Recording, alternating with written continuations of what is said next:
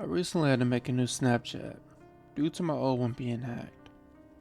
But I was home alone when my girlfriend Bella told me to check your Snap. I didn't check my Snap just to see she was sending streaks. I was out of doing streaks due to streaks taking up time, which I could be doing something else instead. After my girlfriend asked if she can come over, I had nothing planned, so I said sure. Just let me know when you're here. I then started to look on my Snap, just seeing all the new security and filters that I did not know exist. I then got a text from a random person who sent me a snap of my girlfriend driving, Bella. She was on the highway and I could see that someone was following my girlfriend.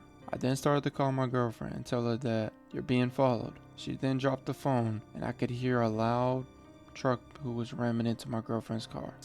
I then started to get off the phone with the police and let them know that my girlfriend was in danger and she was on Highway 66. I then tried to call my girlfriend back, but no reply. I then started to check Snapback for my girlfriend. I could see that she had stopped on the highway. I began to make my way downstairs to my car. As I saw on my Snapchat map, there was a group of random people in my house surrounding me. I then was paranoid and did not know what to do. I then got a call from my girlfriend Kaylee. I then picked up. The police have arrived and arrested the men, so I began to make sure she was okay. I heard my living room window break. I was pretty scared and paranoid as I seen a group of men in all ski masks.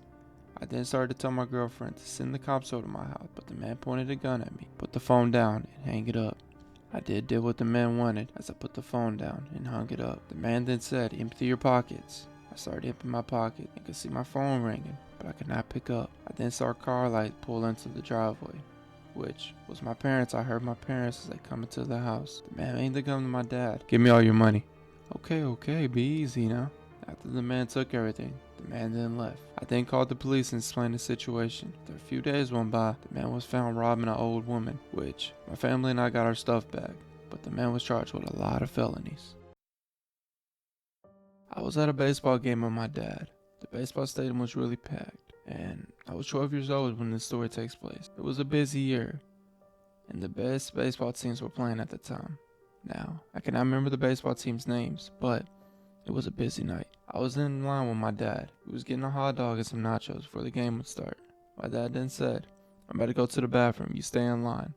As my dad gave me the money to buy the food, I was waiting in line. I then bought the food. As I went to the bathroom to wait for my dad, he was not at the bathroom I went to. Me being a 12-year-old boy, I then began to look around the bathrooms for my dad, which I did not find him. I then saw a hallway look like a restroom sign. As my way down the hallway, I then heard a man. "Hey kid, are you lost?" I keep in mind, I was a kid and I was just trying to find my dad. "I'm looking for my dad." "Kid, did your dad go to the bathroom or something?" "Yeah, he did."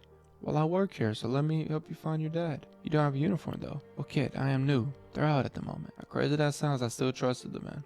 As I followed the man down the hall, which that was not a bathroom sign, it was an exit sign. The man then said, "Come on, kid." I did not go to the exit sign and began to turn around.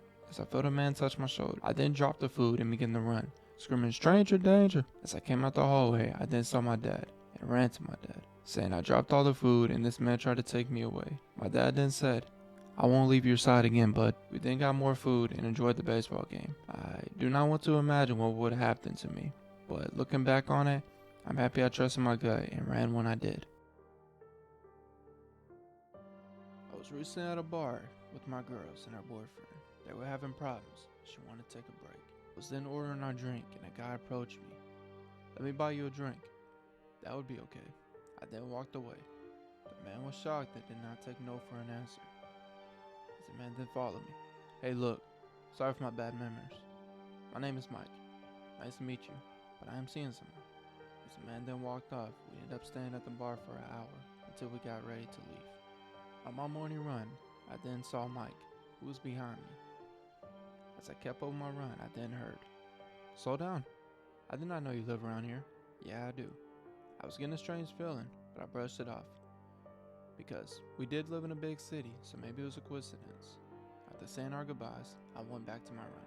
I ended up going to Starbucks to get a coffee, which I was trying to wake up and take a break from the run. As I sat down and started to order my coffee, I then saw Mike make his way in. He looked at me and began to order his stuff. I was creeped out and thought that Mike was following me. On my way home from Starbucks, I could see a black SUV following me. I then started to speed walk as the black SUV drove right past me. I then saw Mike in the passenger seat. After arriving home, I then got a call from an unknown number, which I ended up picking up, and all I could hear was heavy breathing. The phone then hung up. I thought to myself, maybe the caller had the wrong number. After a couple minutes went by, I then got another call from an unknown number. I was debating on whether or not I wanted to pick up, but I ended up answering as the man on the other side spoke. "You're seeing someone, huh?" "Who is this?" The phone then hung up. I was creeped out and wanted to call the police, but there was no harm done. I then started to get ready for bed. I began to start closing my eyes as I heard people mumbling.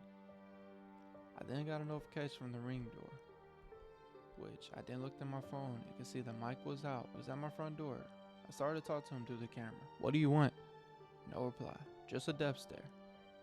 I then repeated myself as I heard another man talking.